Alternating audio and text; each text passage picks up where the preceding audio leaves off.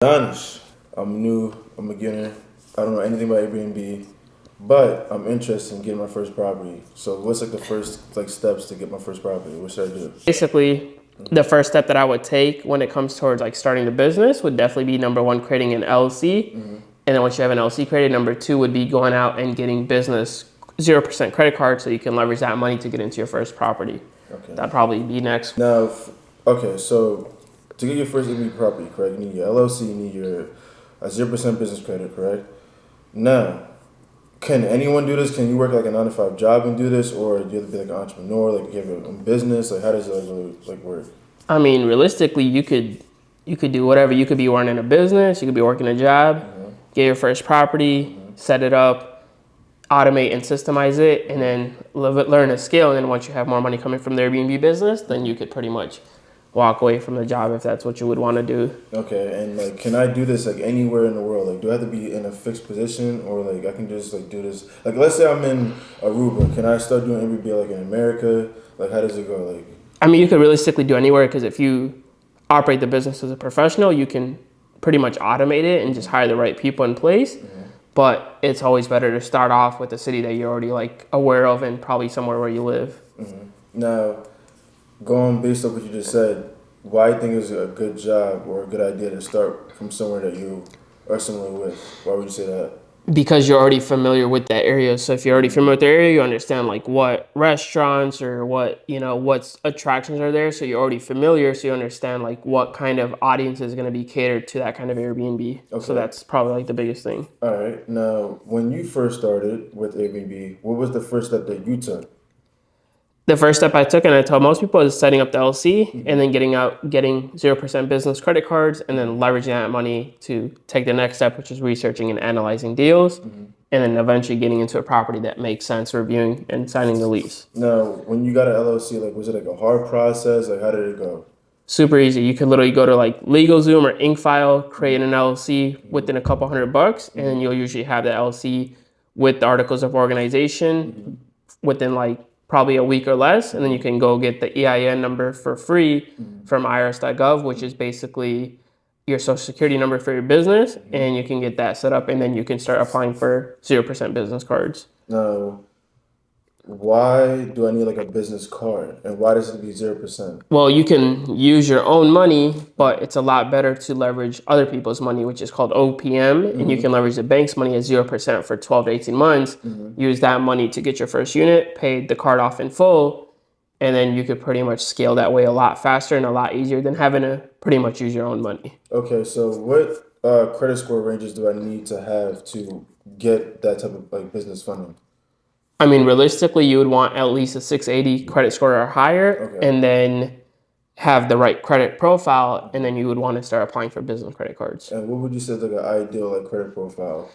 I would say realistically, at least personally, I would say you would want a 700 credit score or higher, and then at least 10 to 15,000 or more in personal credit card limits. That's going to most likely give you a good chance of getting approved for business credit. Okay, and why 10 to 15? Like, is there like a reason why that amount, or? That's going to give you like a good, because that's going to indicate that you have a strong profile for personal credit. And then when you apply for business credit, they're going to look at that. They're going to see that you have a good personal credit profile, and that's going to give you number one, higher chances of approval for business credit. And number two, it's going to give you better limits potentially. Okay. And going back to when you first started, like when did you get your first property, and like how was that experience? I got my first property in Houston, Texas, and that took me like a few months to get my first property. I think it was like 5 or 6 months getting into Airbnb. And then that process was a turnkey process, so it was pretty good, but I think things could have went better. But it was my first one, so I always tell people like your first one's always going to be the biggest process, and then you'll learn a lot more going to the second time. Now, being the fact that you're obviously experienced at Airbnb, what are some things that you wish you knew sooner that you said like, it took you 6 months to get it. Obviously you're experienced now, so how can you speed up the process now? Like what would we do like sooner? I would hire a mentor to find someone that's actually doing the business and then get direct guidance from them. And then really just comes down to having the funding and then going out and researching and analyzing deals, finding a deal that makes sense. Typically you want to aim for 2x the rent and then you could basically get that first property launched within a week or so. Now, what's the benefits if I was to hire a mentor? Like, what's the benefits of doing that? You, number one, avoid pitfalls and mistakes that you would make by yourself. Number two, you shortcut the learning process. Number three, you have someone that you can get guidance and help from along your journey. So it shortcuts your process and it makes you avoid mistakes that you would probably make on your own. Two biggest things. Okay. Now, what if I don't get a mentor? Like, what typically happens when someone doesn't hire a mentor with that? I mean, you can still realistically do the business without a mentor, but you're most likely to just, again, make more mistakes. You're going to lengthen your process of getting your first property. And when you get your first property, there's probably going to be a lot of things you don't know. So you're going to have to learn a lot more on the go versus being able to just ask questions to someone that's already doing the business. Okay. Now, what's the benefits of even having a property? Because sometimes it might not be a good investment. So I want to hear from your standpoint, like, why should I invest into a property, Airbnb property? What's the benefits of having that? I mean, I would ideally say like the whole purpose of like why people get into a business is you want to, number one, probably create more income, and number two, you want to create more financial freedom. For most businesses out there, most people are always using their time to create a lot of money versus like the Airbnb business. You set up the property once, you might be realistically per property spending 2 to 3 hours a week at most, and now not only are you creating some income on the side, but now you're also freeing up a lot of time. So those are probably like the two biggest benefits. Okay. So now that, let's say I hire a mentor, I have my LLC, what tools do I need to use to, I guess, like find like the right property? Like what type of websites or anything like that do I need to I would use? definitely say number one, the best tool that a lot of big host use is going to be a tool called AirBnb. You can basically analyze and research properties the right way from that website. And then that's going to give you enough market data to realize, does a property that you're about to go into, does it make sense or not? So that would probably like be the biggest tool. Okay. And does it matter what age like I should start with? Like does it really matter? No, I mean, I've had students that are 19, 20 getting their first property. So you could be at least if you're 18, you could pretty much start this process. Do I need a degree or real estate license? You don't need a degree. You don't need a special kind of license or any of that kind of stuff. So as long as you can go out and get the funding some way, which the best way is going to be with leveraging credit, and then you can have someone that can show you the path, that's going to be like the easiest way of getting your first property. So you don't need a real estate license. You don't need to be a certain age as long as you're obviously 18 and obviously responsible, like stuff like that. Okay, so now let's say I wanted to scale this. Like, what do I need? Like, what type of team do I need? Do I need like a photographer? Do I need like a property manager? Like, what else? Like, what else do I need? Yeah. So as far as like your team, when it comes to getting your Airbnb business, for your first 10 properties, I definitely do not suggest that you need a property manager. But the people that you need in place for your team, number one is going to be a photographer to get professional photos done for every single unit that you launch. Number two is going to be having handyman on a file that you're going to need when it comes to like certain situations.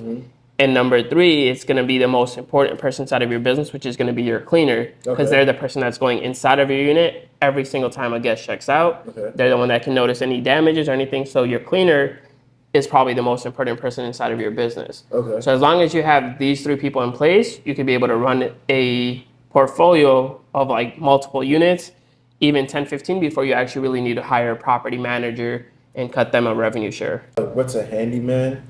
Like, what is that like? So a handyman, referring to that, is like basically having someone in your contacts that, let's just say if a guest breaks a bed or something goes wrong with, any kind of issues, whether it's like plumbing or maybe, things coming off the wall or different little things that a handyman could just come in, get the job done. So the unit's ready for the next guest, and you don't have the next guest complaining about little stuff. Okay.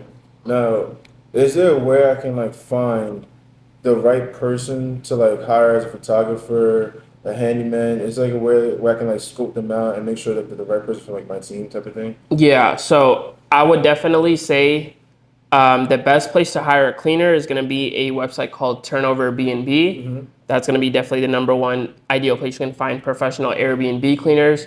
For photographers and handymen, the best website to use for this would probably be an app or website called Thumbtack, where you can search for professionals in your local area, and you can find people that already have reviews and hire the right person. Okay. Now, could you explain also, like, what's like the best emerging markets as far as like for Airbnb? So that's a very like broad question, but as long as a market has, you know how to cater to your market. The biggest thing of getting a property, you want to make sure you're, you know, what kind of area are you in? Are you in like a downtown area? Are you by like a beach? Are you by hospitals or universities or convention centers? So figuring out what kind of area that you're in and what kind of guests are probably going to be coming to this area, and then catering to those kind of guests. But as far as like best locations for properties, always are going to be like Florida, Miami, Nashville, Tennessee is doing really good. Chicago's another major one. Dallas has been emerging. Gatlinburg in Tennessee is doing really good. So those are some markets, but at the end of the day, you can go into any market and potentially win if you get in the right area, you get the right property, and you know how to run the unit as a professional, you can be profitable. Okay. Also, I know that the real estate market is not doing well right now. Will that affect me getting my first property? Or? Not really, because with us doing Airbnb arbitrage, we're going into properties that we're not buying, but we're basically renting on a short-term basis, like a 12 or 18 or 24-month lease. So we are not affected by interest rates when when doing the Airbnb arbitrage business. Okay. Now, what is like the pros and cons of the Airbnb arbitrage model? Yeah, so pros would be you can, of course, leverage your credit to do the business, to start it up. You don't need a lot of upfront capital. You can automate and systemize and delegate 90 to 95% of the business. Those are some of the biggest pros, and it's a business that you can scale very easily once you learn how to do it. The cons is you have to be good at customer service, meaning when you have guests, you have to be someone that can communicate well as on a timely manner. So if you're someone that doesn't communicate well, you're not someone that checks your phone, and you're not communicating well with your guests, then it can really fail. Also, a big con of this business is if you're not going into a property that you've properly researched and analyzed, you have potential to lose money in a market. So that's people's biggest fear, but that usually comes down because most people don't properly analyze a deal, and then they don't professionally set up their unit when it comes to like furnishing and staging, professional photos, knowing how to price their unit with leveraging like software tools, those kind of things. If you don't do those, you could be taking losses every single month, and that's the biggest con. Okay, I was gonna ask you too as well. How often do you see your properties? I rarely go to my properties. So I have 3 in Chicago, that's where I live, and then I have 7 in Texas. I basically never really go to the properties. So it's very hands-off because I have the right automation devices in place and I have the right teams in place. So I'm not ever having to really go to them. Okay, so now let's say a guest was planning to have a party. How would you go about that? So number one with that, the way you try to avoid bad guests is you have to be very clear in your check-in instructions and check in your listing description, just literally laying out like if anyone throws a party, smoking, anything like that, there's major $1,000, $500 fees. So when guests see that and they're ever planning to do a party or anything, they're already avoiding booking this kind of property because they're seeing it very clear. And then even in your check-in instructions, and then another thing that you can do to avoid parties and stuff is by having something called a minute device, which goes inside of your unit, which monitors noise levels. So if there's guests coming in and the noise levels get too high, you're going to get notified and you can appropriately take the next steps. Okay. All right, bet. So now I decided to invest into Airbnb. And how does it go with the payout? Like, how do I get paid? Yep, that's a good question. So the coolest thing about with Airbnb is, let's just say if a guest books your property, let's say for 10 days, and your total booking was, let's say, $1,500.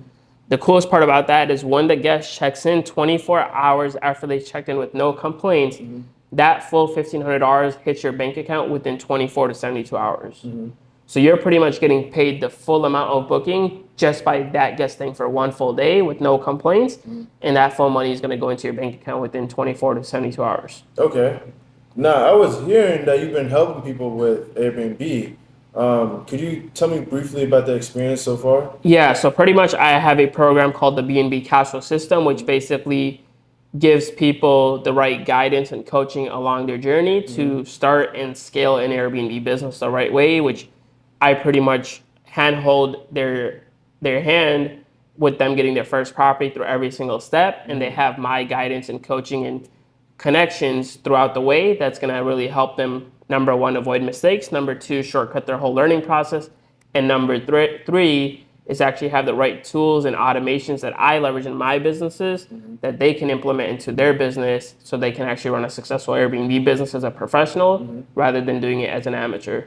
Okay, and I was gonna say also, do you have like anything for like I guess like for free that you offer that I can like learn from? Yeah, so people that maybe don't have the money to invest into my program, I recommend is, of course, you can use YouTube videos, all that kind of stuff, but I also have created a free Telegram channel where you can join in, and I give a lot of free tips on how to actually start your business. And if you ever are interested to actually take it to the next step, you can definitely get into the coaching program. And does it matter who it is or? No, anyone can pretty much start. If you're 18 or older or you're 70 years old, you can get into this kind of business. All right, man. All right, let's do it. If you enjoyed this, give me a follow, a like, and drop your biggest takeaway in the comments below.